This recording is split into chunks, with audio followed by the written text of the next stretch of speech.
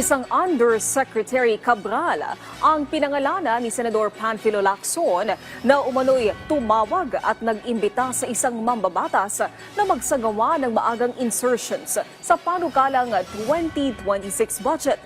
Patuloy namang tiniyak ng senador ang pagsuporta sa administrasyon ni Pangulong Ferdinand R. Marcos Jr.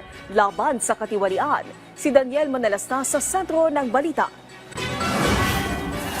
Isang opisyal ng DPWH ang pinangalanan ni Senador Panfilo Lacson na umano'y tumawag at nag-imbita sa isang mambabatas na magsagawa umano ng maagang insertion sa panukalang budget para sa 2026. Sabi ni Lacson, isang Undersecretary Cabral umano ang nagpakilala sa isang staff ni Senate Minority Leader Tito Soto. Hiningi raw nito ang naisipasok sa National Expenditure Program. Kasabay nito, tiniyak ni Lacson na nasa likod siya ng Pangulong Ferdinand R. Marcos Jr. sa laban sa katiwalian, partikular na sa anomalya sa flood control projects. Nais naman ni Senate President Francis Escudero na matapyasan ang budget ng DPWH para sa flood control sa 2026 at mailipat para sa kalusugan, programa sa edukasyon at food production. Anya, mas praktikal at makakabuti na tapyasan muna ang pondong inilaan sa flood control.